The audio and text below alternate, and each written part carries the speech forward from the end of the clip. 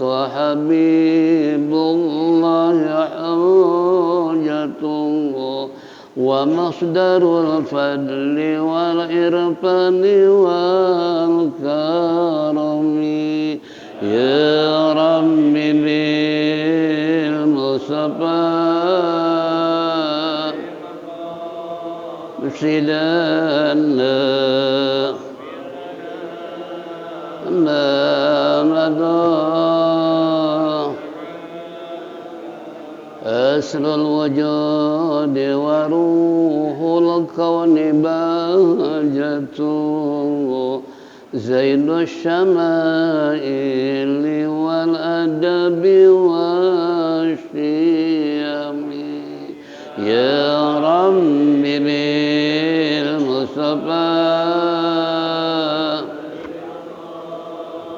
سيدنا ما مضى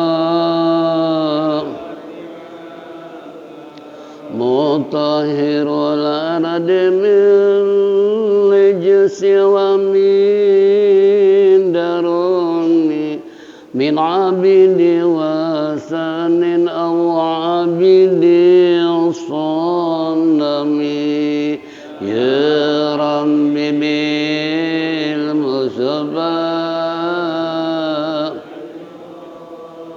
سيدنا ما مضى لله من منكذ الإنسان من سكر خير البريات من أرب ومن أجم يا رب بالمصطفى سيدنا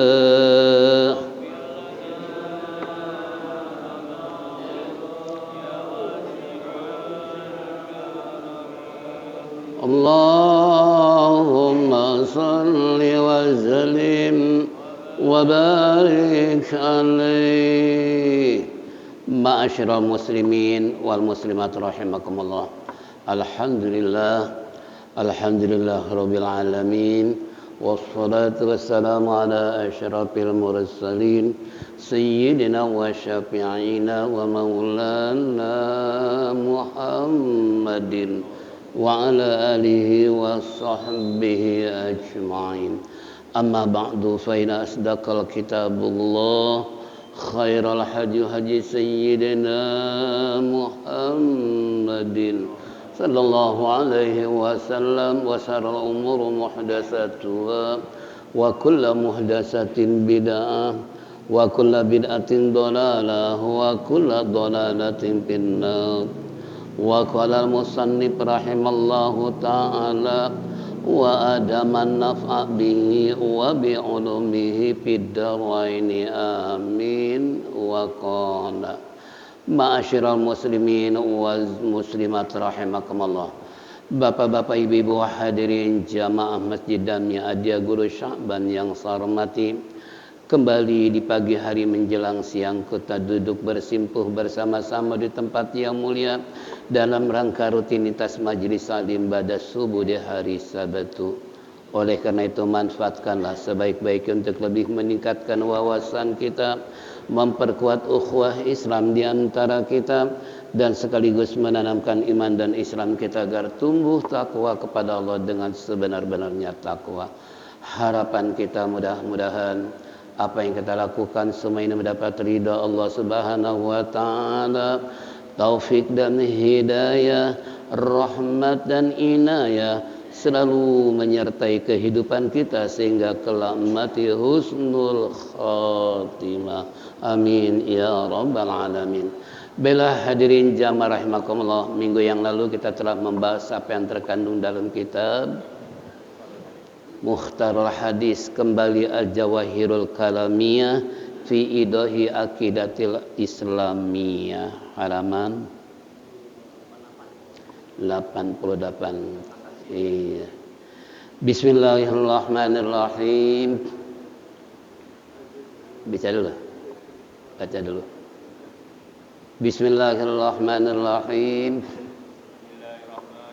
Sin idza kana Allah ta'ala huwal khaliqu li jami'i af'alil abdi afala yakunul abdu hina idzin majburan fi jami'i af'alihi wal majburu la yastahiqqu sawaba wal iqaba.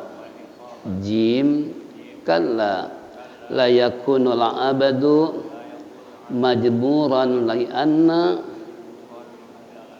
lahu iradatu zud'iyatu yakdiru ala sarfiha ila janibil khair wa ila janibi syarr wa lahu aqlun yumayyizu bihi bainahuma fa iza sarrafa iradatahu ilal khairi zahara dzalikal khairu alladzi aradallahu wa usibu alaihi li zuhurihi ala yadihi wa ta'alluqi iradatihil juz'iyati bihi wa in sarafaha ila janibi syarri zahara dzalika syarri wa uqiba alaihi li zuhurihi ala yadihi wa ta'alluqi iradatil juz'iyati bihi. Artinya, baca artinya aja.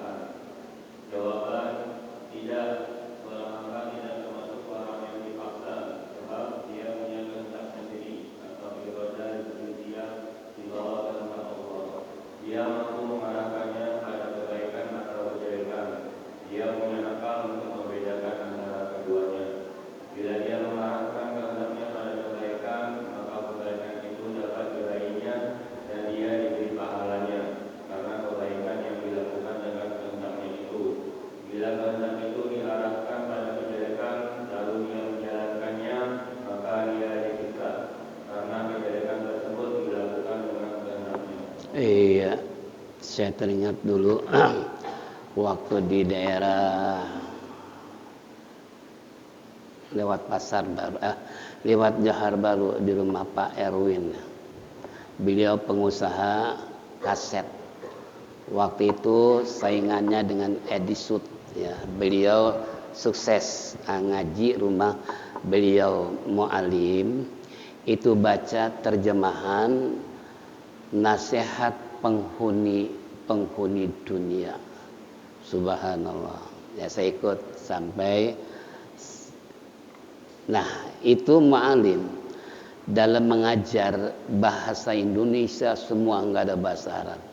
Luar biasa. Padahal beliau ketua Majelis Ulama Indonesia, tapi nggak sungkan permohonan jamaah untuk tidak ada bahasa Arabnya tapi bahasa Indonesia, tapi tetap mu'alim layanin. Ya, kalau bahasa kita itulah tawadunya mu'alim. Ya, jadi kalau bahasa kita mu'alim, ini orang-orang nggak ngerti bahasa Arab nih, nggak tahu bahasa Arab gimana kalau bahasa Indonesia. Itu sampai mu'alim mengikuti apa kata jemaah. Jadi baca kitab nasihat penghuni dunia. Coba kira-kira ya bahasa Indonesia beliau baca, beliau terangkan. Jadi kalau saat ini kita baca berdasarkan dengan terjemah karena situasi dan kondisi. Apa yang dikatakan musannif tadi? Idza kana Allahu wal khaliqu li jami' af'alil abdi afala yakunul abdu hina idzin majburun fi jami' af'ali wal majburu la yastahiqu sawaba wal iqaba. Sebuah pertanyaan, apabila Allah Subhanahu wa ta'ala wal khaliqu Dia yang menciptakan li jami' af'alil abdi, seluruh perbuatan hambanya. Apala yakunal abdu hina izin, apakah pada situ hamba ketika mereka dipaksa pijami apali dalam seluruh perbuatannya, wal majmuru la yastahiqu sawaba wal iqaba, dipaksanya yang tidak ada hak untuk mendapatkan pahala maupun siksa. Kenapa? Jawabannya, kalla la yakunul abdu majmuran li anna lau iradatu juz'iyyah biqdaririn, yaitu yakdiru ala sarfiha ila janibil khair. Karena semuanya itu tentunya tiada seorang hamba untuk dipaksa, karena sesungguhnya baginya adalah kehendak daripada juz'iyah sesuai dengan kemampuan atas daya gunaan ila janibil khair, di sisi kebaikan, wa ila janibi syarr, di sisi lain keburukan. Walahul aqlu yumazidu biha bainahuma, dan baginya adalah akal yang membedakan antara yang baik dan yang buruk. Wa idza sarafa iradatuhu ilal khair, maka apabila dia mendaya gunakan kehendaknya atas kebaikan, tampaklah yang demikian kebaikan itu adalah wa usibu alaihi li zuhri, dia mendapatkan pahala yang jelas ala yadihi, atas perbuatannya. Wa ta'alluqi iradatil juz'iyah, dan berkaitan dengan kehendaknya, yaitu juz bihi, dengannya, wa israfaha ila jaribi syarri, dan jika dia mendaya gunakan untuk melakukan kejahatan atau keburukan, doharo dzalika syarri, tanpa yang demikian itu adalah keburukannya. Wa uqiba alaihi, otomatis dia akan disiksa oleh Allah dengan sebab perbuatan keburukan tadi. Wa ta'alluqi iradatil juz'iyah bihi, dan ta'alluqnya kepada kehendak bagian-bagian dari apa yang dia perbuat. Ini kesimpulan musannif bahwa kita agar benar-benar di dalam kehidupan ini mendaya gunakan, walaupun ada dua sisi. Satu sisi kita dituntut untuk berbuat baik, tapi di sisi lain keburukan pun terkadang. Nah, sekarang tinggal bagaimana pendaya gunaan tentang masalah antara kebaikan dengan keburukan tadi. Walaupun Allah tidak memaksa hambanya sesuai dengan ayat la yukallifullahu nafsan illa wus'aha laha ma kasabat wa 'alaiha ma kasabat. Sesungguhnya Allah tidak membebani seseorang melainkan sesuai dengan kemampuannya. Ya, dengan kemampuan itulah tentunya apakah yang dia lakukan kebaikan atau keburukan, kembali. Kalau kebaikan dia dapat pahala, kalau keburukan dia dapat dosa. Al jaza min jinsil amal. Fa in khairan fa khairan wa in syarran fa syarrun. Balasan tergantung pekerjaan hambanya, tergantung kepada manusianya, kata baginda Nabi kita Muhammad sallallahu alaihi wasallam. Apabila dia berbuat baik, otomatis dibalas oleh kebaikan. Tapi dikala dia melakukan keburukan, kejahatan, ingat Allah tidak lalai untuk membalas orang yang berbuat jahat dan berbuat maksiat kepada Allah. Bahkan di ayat wa may ya'mal misqala dzarratin khairan yarah wa may ya'mal misqala dzarratin syarran yarah. Barang siapa orang beramal kebaikan sekalipun sebesar biji zarah. Biji zarah biji apa? Hah? Biji apa? Biji yang paling kecil di antara biji, apakah biji kacang hijau atau biji apa dan sebagainya. Bahkan kalau sekarang mungkin sekalipun seperti atom, benda yang terkecil yang terdiri dari beberapa molekul, itu tetap Allah balas sekalipun sebesar itu. Atau sekecil pun seperti tepung, sekalipun tetap dibalas kebaikannya, apalagi besarnya. Sekecil itu aja dibalas, apalagi kebalikannya, wa may ya'mal misqala dzarratin syarran yarah, barang siapa yang beramal kejahatan, keburukan, kemaksiatan sekecil atom sekalipun atau sekecil umpanya sagu sekalipun, tetap Allah akan balas. Nah, inilah kesimpulan bacaan tadi, bahwasanya kita sebagai umat Rasulullah sallallahu alaihi wasallam harus pandai-pandai mendayagunakan masa hidup kita supaya jangan sampai kita ini melakukan keburukan dan kejahatan. Nah, kenapa ada yang disebut jatul yamin wa jatul shimal? Ada kelompok kanan, ada kelompok kiri. Kalau dalam politik ada oposisi. Itu kan kalau politik. Jadi ke kanan enggak, ke kiri enggak, tergantung angin deh. Kalau angin ke kanan niup dia ke kanan, kalau angin meniup ke kiri dia ke kiri. Tergantung di mana banyak duit dia ikut. Kalau nggak ada duit nggak ikut. Umpama ini seperti itu ya. Jadi kalau dalam kehidupan seharusnya harus punya prinsip. Prinsip dalam artian dia bisa nilai mana yang baik, mana yang buruk, mana yang hak, mana yang batil, mana yang bisa mengandung pahala, mana yang bisa mengandung dosa, mana yang bisa ambil manfaat, mana yang bisa bahaya atau madarat. Ini kan semua Allah dikaruniai tadi, walahu aklun yumayyizu bihi, dengan akal dia akan bisa membedakan mana yang hak, mana yang batil. Seharusnya, tapi apa yang terjadi dengan manusia? Akal yang diberikan amanah oleh Allah untuk mencermati, untuk mempertimbangkan, memutuskan satu masalah, nah ternyata akal didorong oleh hawa nafsu, maka terjadilah seluruh anggota badan atau perbuatan untuk maksiat kepada Allah. Kalau akal ditunggangi oleh hawa nafsu.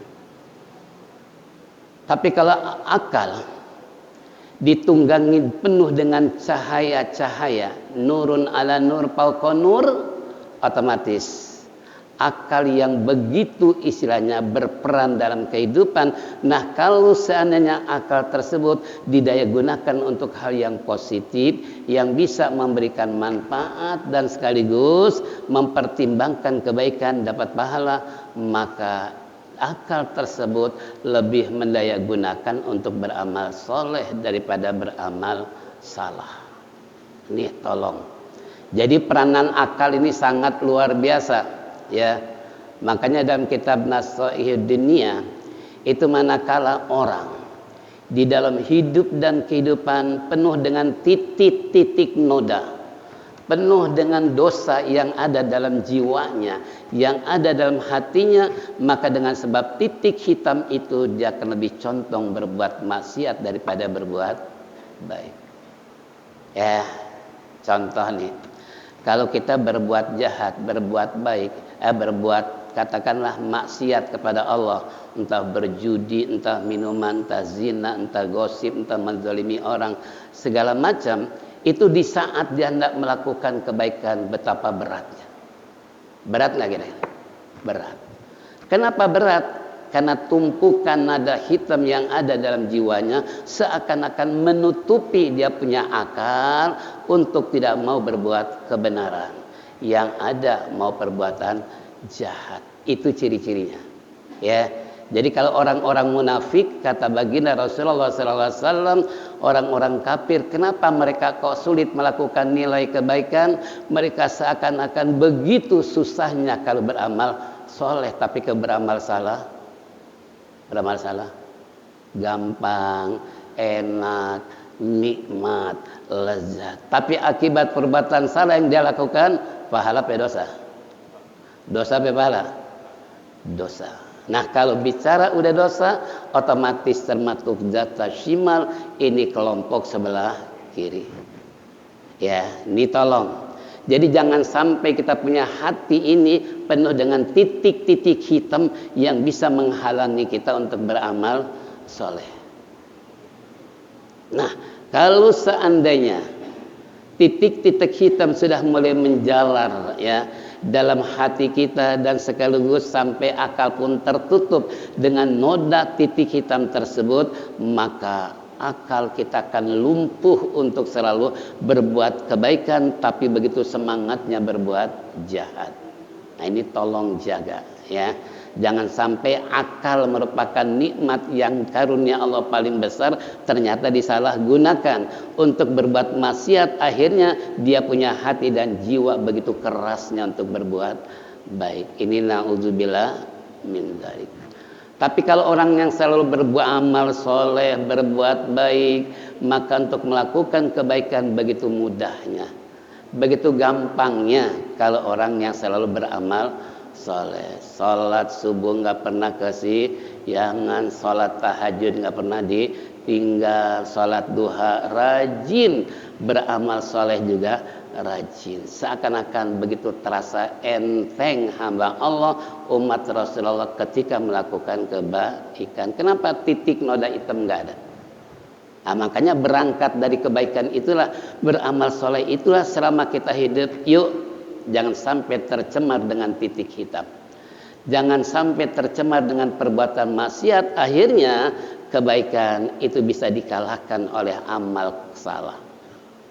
Ya, karena kita ini manusia biasa, lain dengan para nabi dan para wali Allah yang mereka dijaga oleh Allah untuk tidak melakukan hal maksiat. Kalau kita kadang-kala benar, kadang-kala nggak benar. Ini di masjid lagi benar aja nih.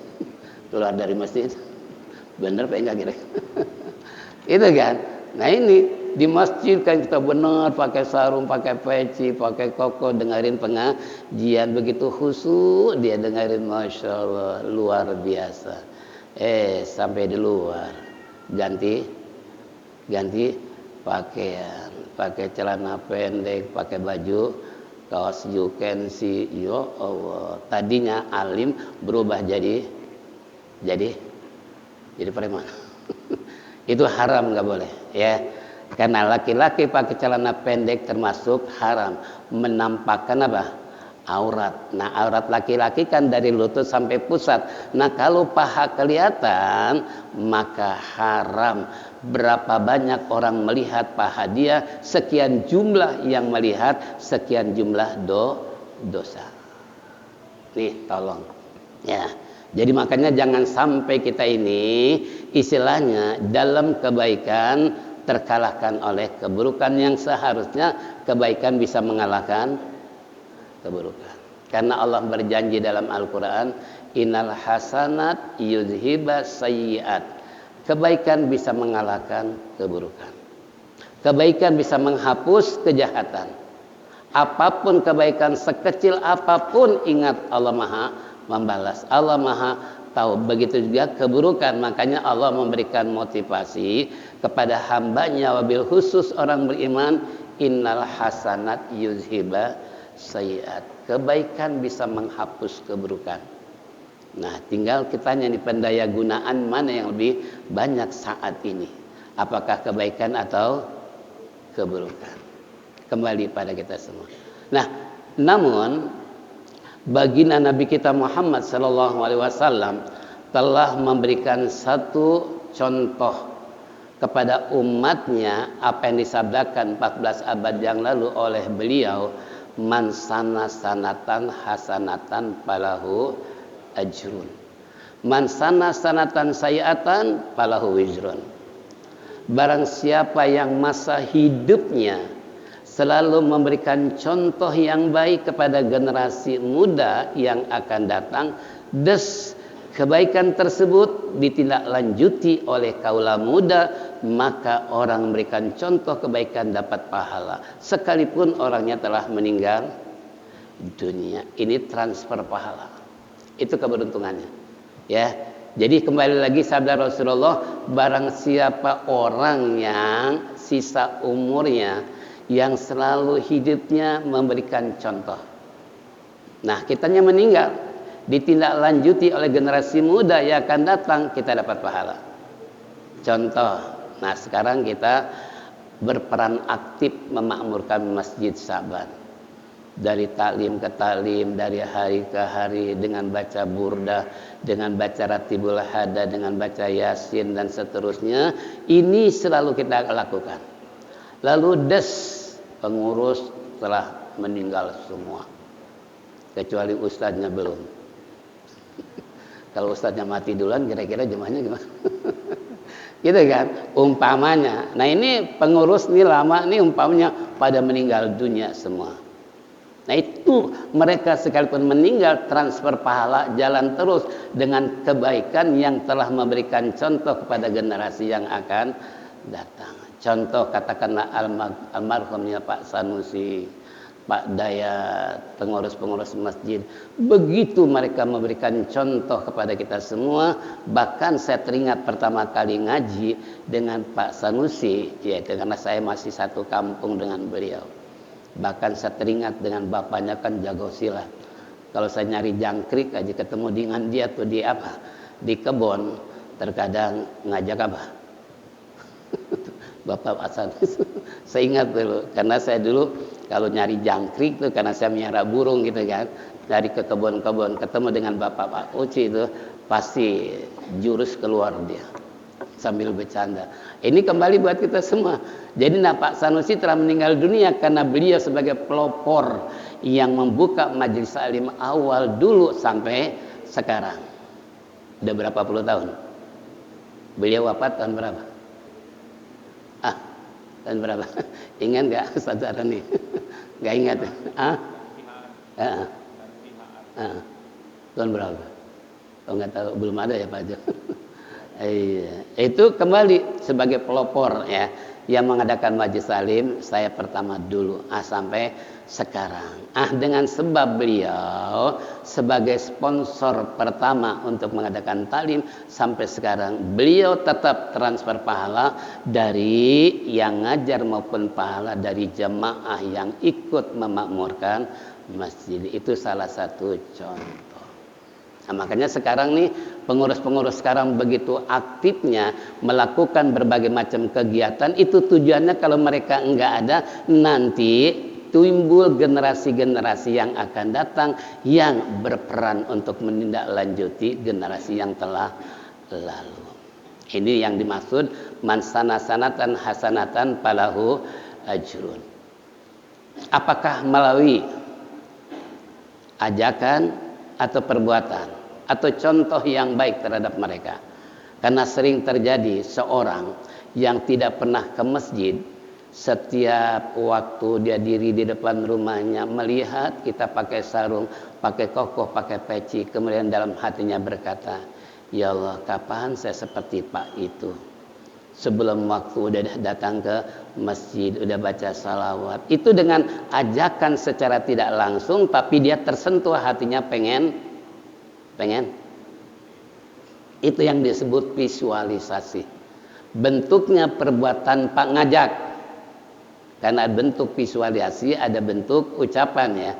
Nah ini kalau bentuk visualisasi seperti tadi, seorang umpanya dia tobat kepada Allah karena lingkungan yang di seputarnya orang ahlul ibadah, sementara dia ahlul maksiat. Nah kita nggak ngajak, kita nggak pernah istilahnya mengajak dia untuk ngaji, untuk ke masjid, tapi dia lihat sendiri bahwa masyarakat begitu rajinnya sholat berjamaah, ngadain acara burdah, ratiban, yasian tiap malam, tersentuh hatinya, maka semua jemaah mendapatkan pahala dari orang yang taubat tadi. Itu perlunya kita ngasih contoh yang baik ya. Jangan sampai ngasih contoh yang enggak baik terhadap generasi yang akan datang. Kenapa? Karena dosa yang diperbuat oleh generasi yang akan datang, otomatis kita yang memberikan contoh gak benar akan dapat transfer dosa dari orang yang melanjutkan maksiat. Contohnya, saya waktu tinggal di Kebon Kosong, ada mantan narkoba kelas kakap, lalu dipenjara sekian puluh tahun. Begitu keluar penjara, apa dia bilang? Ustadz, saya mendingan hidup dalam penjara daripada bebas seperti ini. Loh, saya bilang kenapa? Karena dalam penjara nggak perlu kerja, makan, tidur, kan dijamin gitu kan? Semua serba bersih kan? Bahkan ada berbagai macam pelatihan. Bahkan karena saya jegernya dalam penjara, otomatis jangan coba-coba dengan dia. Kalau bil pulus, nggak pakai pulus. Yang kedua lagi, saya bebas dari penjara, boro-boro orang mau ngasih makan, nawarin juga enggak. Makanya kalau begini, bahkan di penjara saya bisa puasa, rajin ibadah, rajin zikir untuk menebus dosa. Begitu bebas ternyata begitu sadisnya tetangga. Nggak peduli bahwa saya mantan apa? Yang hidup hanya sebatang kara. Nah, ternyata sampai saya nggak ketemu lagi nih. Apakah dia masih mendekam di penjara? Karena dia bilang merasakan nikmatnya di penjara dengan tobat, puasa dan lain sebagainya. Nah, untungnya nih, dia nggak memberikan contoh dan nggak ngajak kepada generasi muda untuk perbuatan maksiatnya itu. Nah, untungnya tuh, kalau seandainya mengajak aja generasi muda untuk mengikuti perbuatan dia, dianya mati maupun masih hidup, itu bukan pahala yang diperoleh, malah jadi dosa. Nih peranan kebaikan dan keburukan.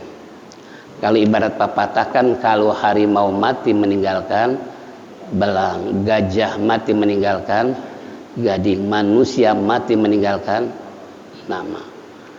Nama inilah yang harus benar-benar nama yang baik untuk dikenal oleh masyarakat, bahwa bahkan sampai sekarang ada orang berkata, ya Allah, dulu waktu zaman Pak Sanusi itu kalau menjelang subuh baca apa? Baca syair siapa? Abu Nuwas ya. Tahu nggak? Abu Nuwas ya. Tuh, kalau mu'alim manggilnya Abu Nuwas, bukan Abu Nawas, kata beliau. Makanya saya bukan nggak setuju merubah nahzoh dengan nuhzoh gitu kan. Karena beliau sangat kritis ke. Waktu ngaji di mana? Di Sabangan, Tanah Abang. Dia beliau, para ustadz, ini para guru-guru, tolong, ini ada dua yang terkadang masyarakat keliru manggil atau menyebut. Abu Nawas, ada Abdul Qadir Jailani. Nah, ini sebetulnya kedua-duanya yang bagus. Beliau katakan bukan Nawas tapi bidominun, didomahkan tununnya jadi Abu Nuwas, bukan Abu Nawas. Sementara Citra 1001 dari Baghdad kita panggil Abu Nawas, padahal kata beliau Abu Nuwas. Yang kedua, bukan Syekh Abdul Jailani tapi Jilani bikasroh jimi. Saya ingat sampai sekarang, sekitar tahun 90-an lah ya. Ya karena sampai berapa tahun saya ngaji tanah, bahkan dimanapun ma'alim pengajian saya selalu ikut, termasuk tadi baca bahasa Indonesia. Kalau kita kan ustadz baca ada terjemahan aja dianggap apa? Ini sih belum jadi ustadz, masih pakai terjemahan. Mu'alim, ketua MUI dan terkenal Bahrul Amik, kata orang-orang Arab, mu'alim itu ilmunya bagaikan laut. Coba kira-kira kayak apa? Tapi ngajar masih pakai bahasa. Kalau kita kan gimana sih mu'alim, kok ngajar pakai bahasa Indonesia, dilecehkan gitu kan. Padahal tadi ya, mu'alim juga lihat kondisi. Kecuali zamannya para kiai, para ustadz nggak bakal ngaji bahasa, pasti bahasa ya, karena di apa? Di Al-Bahr, di Kebun Nanas itu ulama sejabotabek ya, ngaji setiap hari Kamis kalau nggak salah. Itu sebelumnya Kiai Soleh Roidi ngajar di situ, itu ngaji ilmu falak, ilmu perbintangan, ilmu perbulanan dan sebagainya. Sebelum alim datang, karena saya pun suka ikut dengan Kiai Soleh Roidi itu. Nah, baru beliau itu sejabotabek ulama-ulama ngaji. Nah, itu semua pakai bahasa Arab yang disebut kitab kuning, karena yang ngaji coba kalau bahasa Indonesia yang ngaji ulama semua, kira-kira gimana? Itu namanya apa? Menyesuaikan. Gitu kan? Ini contoh. Ini terkadang kita menganggap remeh, mengentengkan orang lain, padahal kita sendiri bahasa Indonesia aja nggak bisa-bisa, apalagi bahasa itu kan. Ini beliau, makanya saya maaf kalau ada yang mengatakan bukan apa nuhzoh tapi nahdzur. Gitu kan? Tapi saya lebih condong dengan mu'alim, karena mu'alim itu kalau bicara masalah ilmu nahwu, sorof, mani, bayan, mantik, segala macam paling teliti. Sampai-sampai waktu itu ada di radio, istrinya yang dengar mu'alim lagi mutalaah kitab. Tiba-tiba ibunya, istrinya bawa radio di depan mu'alim. Tuh dengerin tuh katanya. Waktu itu membahas tentang orang kalau ketika itidal tangannya dilepas. Itu kan kalau mu'alim dekat. Atau termasuk kepala mayit, mu'alim sebelah kiri, orang sebelah kanan. Coba kira-kira gimana nih? Kata beliau sampai bilang sama istri, matiin tuh radio. Sok tahu tuh mau balik, sok tahu tuh kiai. Kenapa? Kalau dia datang dengan saya akan siapkan semua kitab, bahwa memang dalam hadis Rasulullah terkadang terjadi dualisme. Yang ini begini, yang itu begitu. Tapi terkadang kita belum tahu, belum sampai ke sana, udah mengatakan nggak ada, padahal ada. Contoh, sholat qobliyah maghrib, ada nggak dalilnya? Hah? Kan ada masjid begitu azan langsung qomat karena nggak ada katanya qobliyah maghrib. Di Saban begitu nggak? Nggak. Sholat dulu baru qomat. Nah ini kan dua masalah kan. Nah ini kata mereka katanya nggak ada hadisnya yang menjelaskan sholat sunnah qobliyah maghrib. Nah waktu itu saya ngaji dengan Kiai Kamal Yusuf kitab Misbahul Zolam, karangan yaitu yang mensarahkan guru beliau dari Bekasi, siapa? Ki Muhajirin, 8 jilid. Nah itu ternyata di saat zaman Rasulullah ini kalau qobliyah maghrib ada yang ngerjain, ada yang enggak. Timbul pertanyaan sahabatnya Rasulullah, ini bagaimana qobliyah maghrib ada yang sholat, ada yang enggak. Nah hadisnya jawab Nabi begitu singkatnya, wa in syi'ta, kalau kamu mau kerjain, kalau enggak. Nah, berarti yang mengatakan enggak ada dalil itu hadisnya itu belum sampai ngaji ke sana tapi udah memvonis enggak ada dalilnya. Itu contoh.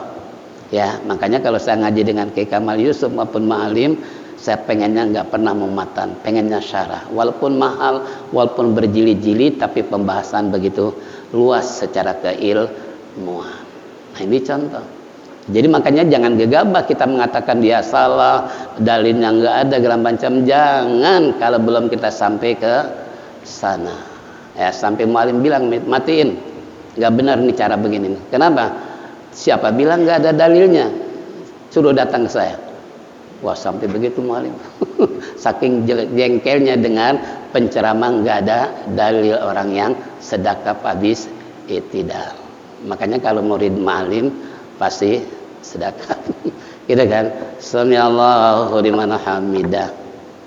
Arsal. Memang hadisnya dilepas, tapi beliau nggak pernah dilepas.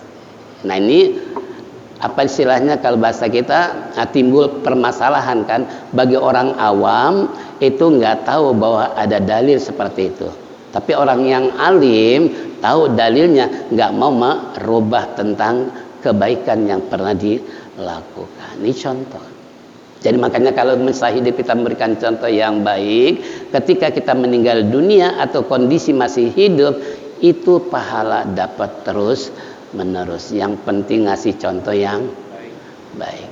Tapi kalau ngasih contoh yang nggak benar, yang nggak baik generasi penerus, maaf, ingat Rasulullah mengatakan, man sanatan sayiatan falahu wizrun, barang siapa yang ngasih contoh yang nggak benar, maka ketidakbenaran dilakukan oleh generasi yang akan datang, maka dia akan dapat dosa. Makanya Allah bilang dalam Al-Quran, waliyakhsal ladzina law taraku min khalfihim dzurriyyatan di'afa khafu alaihim falyattaqullah wa qulu qaulan sadida. Nih pesan Allah, hendaklah kalian khawatir, hendaklah kalian takut akan muncul generasi-generasi yang akan datang lebih buruk daripada kalian. Coba, ini zaman Rasulullah. Itu Allah sudah menyampaikan kepada baginda Rasulullah, hendaklah kalian khawatir wal yakhsal ladina law tarakum min khalfihim dzurriatan di'afa. Dikata Allah, hendaklah kalian takut khawatir kalau nanti akan generasi-generasi yang akan datang bermunculan tapi mereka lemah. Nah, Mufasir memberikan komentar, lemah apa sih? Allah kan cuma mengatakan dzurriatan di'afa, akan terjadi anak keturunan mereka lemah. Allah hanya global, ngasih penjelasan secara garis besar, tapi rinciannya dari mana? Yang kita ingin tahu bahwasanya lemah dari segi apa sih? Yang Allah katakan, takutlah kalian khawatir kepada anak cucu kalian nanti bermunculan lebih buruk daripada orang tuanya, daripada kakeknya, daripada orang-orang tempo dulu. Lebih buruk karena mereka lemah. Nah, kelemahan ini kata Mufasir bisa jadi kena lemah imannya, lemah ilmunya, lemah ekonominya. 3 macam Allah sudah mengatakan. Kalian harus takut nanti anak kalian ini terjadi begini nih, ame cucu, ame cicit, ame apa lagi? Cucut. Itu kan. Makanya orang Arab tuh kayak bin sampai 7 bin. Itu maksudnya supaya ingat terus. Kita mentok di kakek. Bapak ingat kakek? Lupa karena nggak pernah disebut. Coba kalau orang Arab. Pulan bin disebut semuanya sampai anak cucunya pun ingat dan hafal. Kita ketika ditanya siapa nama bapak, Anwar, siapa bapaknya, Rabian, siapa kakeknya, siapa ya, mentok di kakek. Itu kan, kalau orang Arab kan nggak begitu kan, pulan dan seterusnya. Nah, ini kembali pada kita semua. Jadi kalau seandainya baginda Rasulullah berdasarkan keterangan ayat tadi, hendaklah kalian khawatir, takut akan muncul anak cucu kalian, cicit, cucut dan seterusnya lemah. Ternyata kelemahannya kata Mufasir iman, ilmu dan ekonomi. Nah, sekarang kita bisa lihat kenyataan. Dunia di kalangan generasi muda, maaf bicara masalah iman, ya kita nggak bisa lah melakukan hal penilaian apakah mereka lemah atau erosi. Ya, kenapa? Buktinya sekarang anak muda lebih suka tawuran, minuman, bergaul bebas, tapi sholat, ngaji, ibadah, mana yang lebih banyak? Itu kan menunjukkan lemahnya apa? Iman. Itu kan, apalagi kalau lemahnya ilmu. Ini naudzubillah min dalik. Yang diperhatikan ilmu di sini adalah bukan ilmu sains atau IT, bukan. Tapi yang dimaksud adalah ilmu agama. Orang kalau udah lemah agama, ibarat kita punya kendaraan, manakala remnya nggak pakem, kira-kira gimana? Apalagi belum. Ya, maaf yang suka bawa mobil.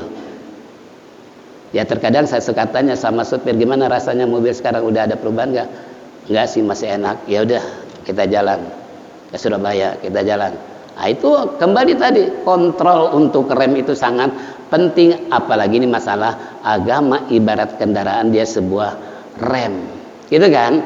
Nah, ini tergantung apakah ini mobil bisa tabrakan atau mobil bisa nabrak gara-gara rem. Begitu juga agama. Ya, agama itu merupakan rem kehidupan manusia. Kalau dia agamanya kuat, agamanya mantap, saya yakin gak bakalan neko-neko dalam kehidupan. Kenapa? Karena dia bakal mati. Nah, kalau dia mati dibalas oleh Allah, kira-kira kayak apa? Itu kan? Nah, ini terkadang tadi itu karena nuktoh ya yang ada dalam jiwanya nada hitam lebih banyak, maka lebih condong dia berbuat zalim, berbuat kejahatan, berbuat sangka pada orang lain dan pelecehkan terhadap orang lain. Itu karena noda hitam dalam hati terlalu banyak.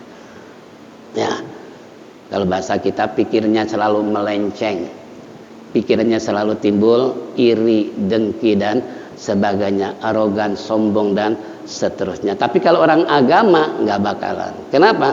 Karena ibarat kendaraan tadi dia nggak punya rem dalam kehidupan. Nah inilah hadirin jamaah rahimakumullah. Jadi kesimpulan bacaan tadi bahwasanya Allah tidak memaksakan kepada hamba untuk melakukan apapun melainkan sesuai dengan kemampuan. Tapi Allah telah memberikan satu solusi. Apakah Anda ingin berbuat baik masa hidup atau berbuat jahat? Tapi masing-masing punya resiko, gitu kan? Berbuat baik Allah kasih pahala, berbuat jahat Allah siksa.